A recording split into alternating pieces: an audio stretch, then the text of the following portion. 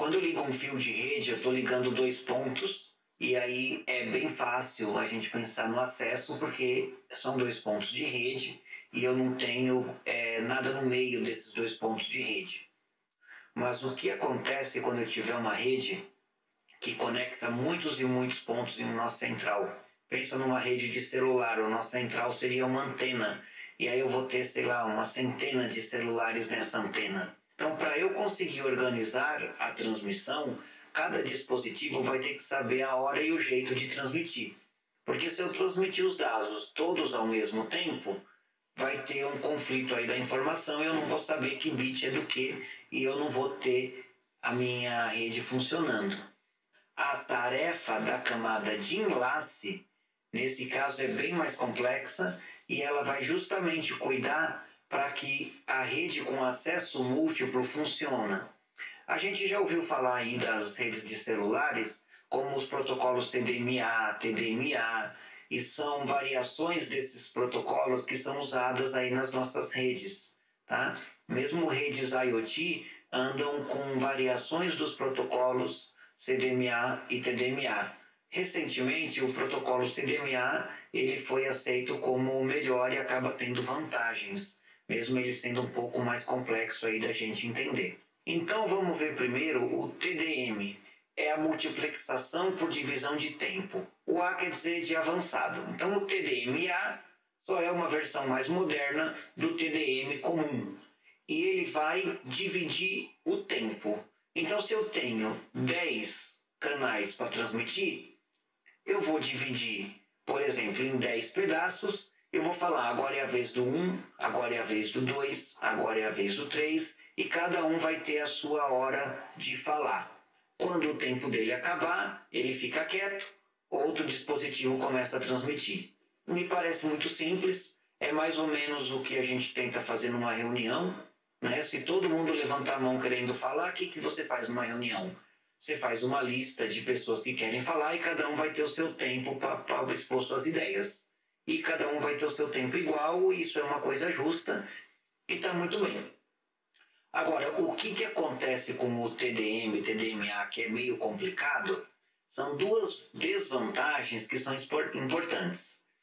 Se eu tiver, por exemplo, uma rede com 100 celulares conectados, ele tem que pegar o tempo e dividir entre 100 celulares, porque cada um vai ter a sua chance de falar, né? O seu celular está quieto na sua mesa, você não está fazendo nada, e ele não tem dado para transmitir. O que vai acontecer? No caso do TDMA, esse tempo vai ser perdido, porque o celular vai ter o tempo para ele, mas não vai transmitir nada. Ou então você tem 50 notebooks conectados numa rede Wi-Fi. Aí desses 50 notebooks, a maioria está usando o Word, que não vai usar muito recurso de internet, mas tem um pessoal aí que está assistindo vídeo no YouTube, que usa muito, né? Qual que vai ser a diferença? Nenhuma. Todo mundo vai ter o mesmo tempo.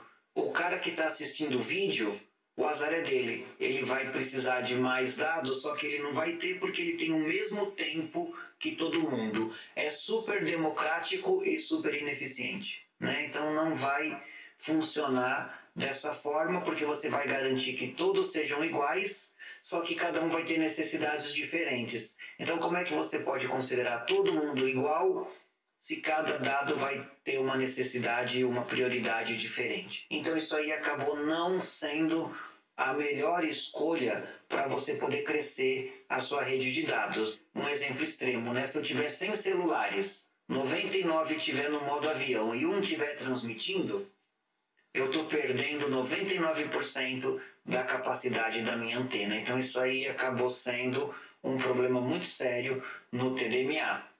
Mas além de dividir o tempo, eu posso dividir a frequência.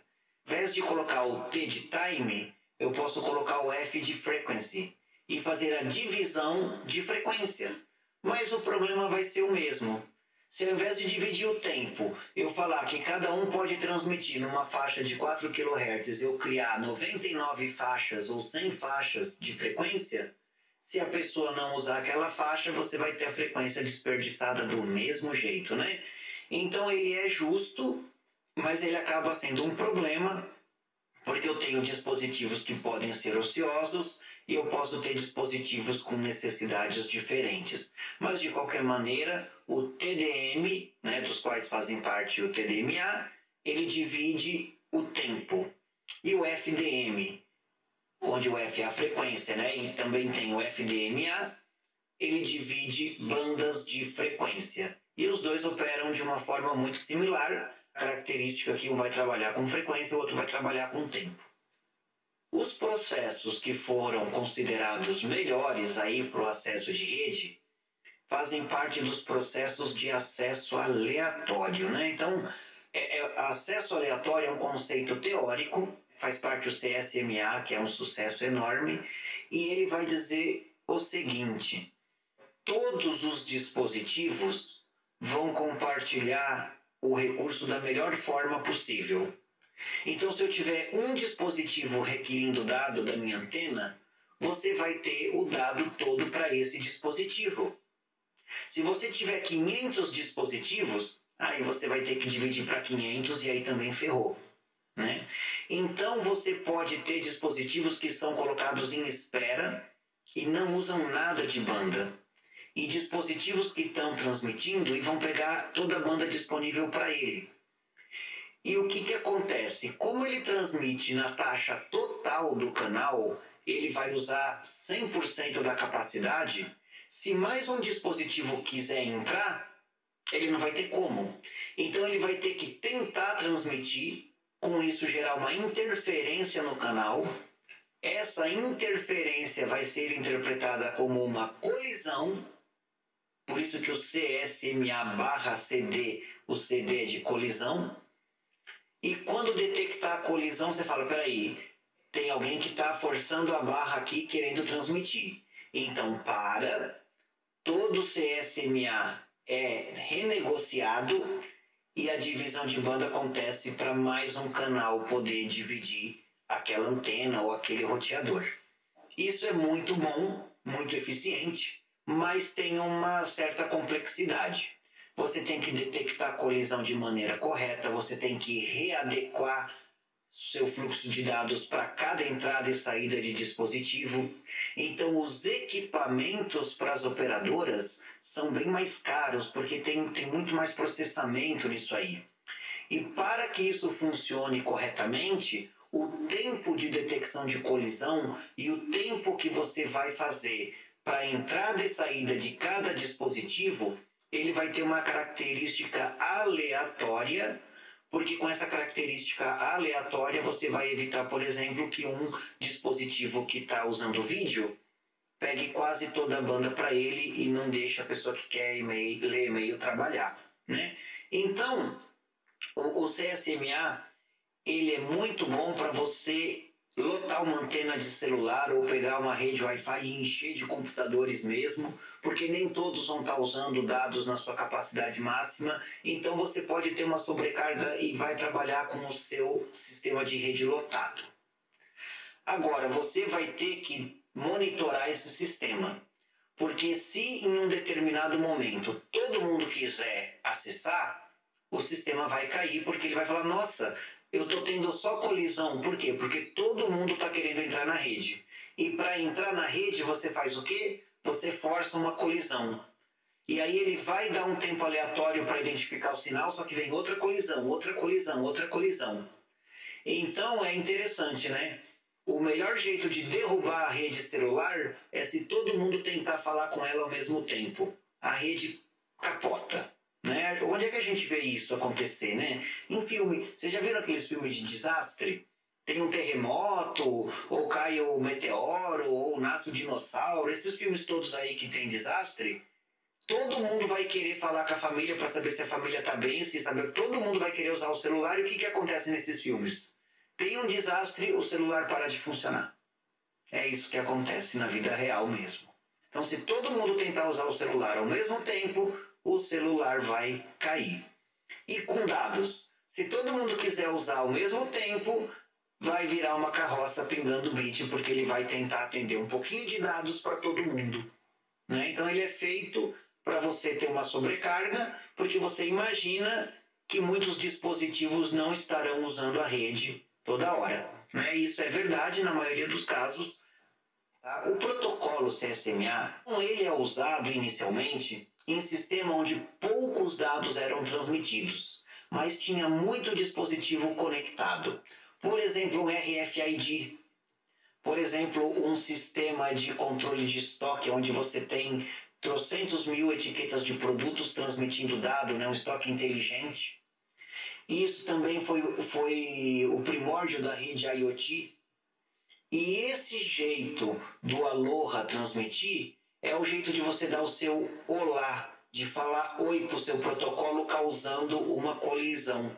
O Aloha e os slots de Aloha a gente não vai ver em detalhes, mas foi desses dois sistemas que surgiram o Wi-Fi moderno e a rede de celular moderna que nós temos hoje. Então é bastante interessante aí como uma curiosidade, isso não vai cair em prova, o Aloha não faz parte da nossa ementa, né? Mas para você entender o CSMA, você pode dar uma lida no Aloha se você tiver alguma dificuldade que vai te ajudar.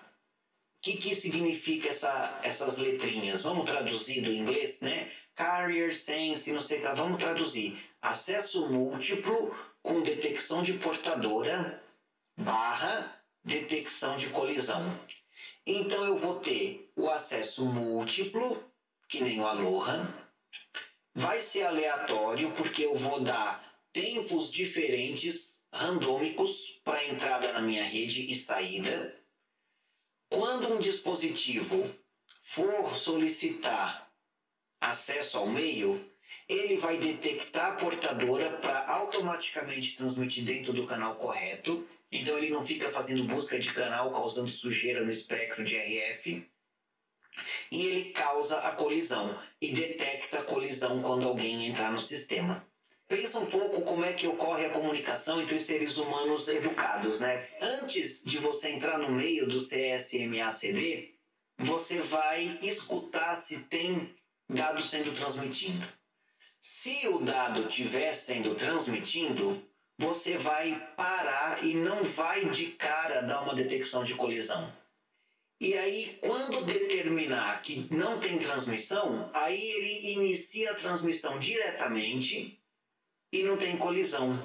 Então é um modo do CSMA-CD funcionar quando ele não está sobrecarregado.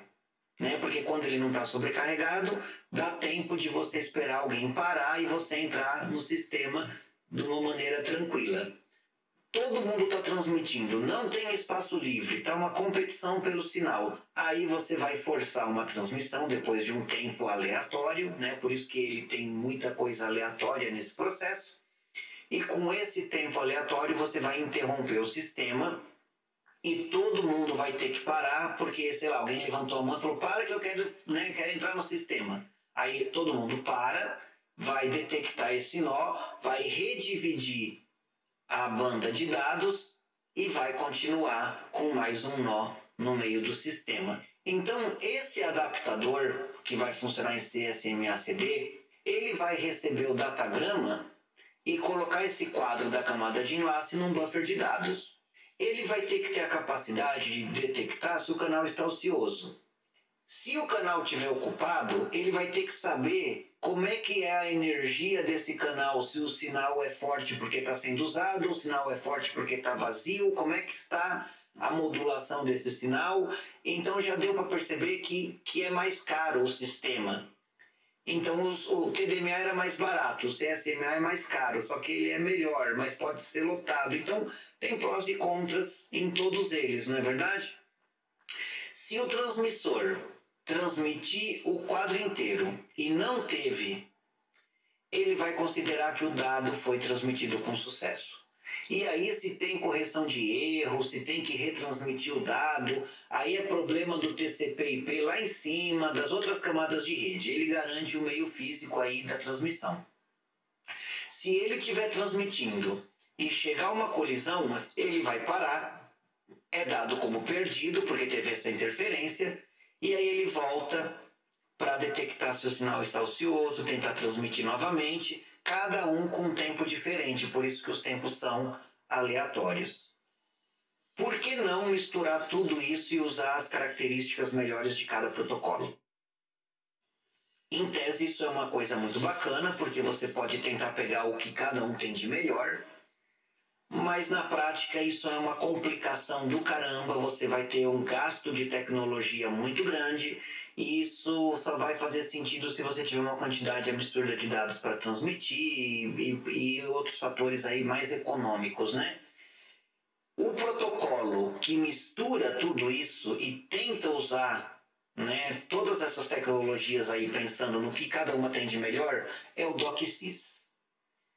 Então, onde é que eu tenho o protocolo DOCSIS sendo usado? Gente, o DOCSIS é o protocolo aí que as operadoras de TV a cabo usam, porque ele permite que você use uma determinada técnica para transmitir TV, uma outra técnica para transmitir internet, e ainda ele pode conectar tudo isso na rede de telefônica e te dar um telefone junto. Então, o protocolo DOCSIS ele foi feito para permitir que, em tese, você coloque qualquer padrão e transmita qualquer coisa para ele. Por isso que as operadoras de TV a cabo, elas podem te dar internet, elas podem te dar telefone, elas podem te dar TV, e se ela quiser, ela pode te dar qualquer coisa aí baseada em protocolos analógicos de telefone também. Basta botar um conversor AD e você consegue ligar para uma rede de telefonia antiga sem nenhum problema. Então, o DOCSIS, ele usa o padrão FDM de frequência para dividir entre frequências de downstream e frequência de upstream. É o termo genérico do download e upload. Depois que ele faz essa diferenciação de frequências para upload e download, dentro dessas frequências, ele vai usar o TDMA para modular cada faixa de frequência no tempo. Então ele vai dividir cada espaço do TDMA no tempo e vai transmitir isso para cada modem da sua rede de cabo.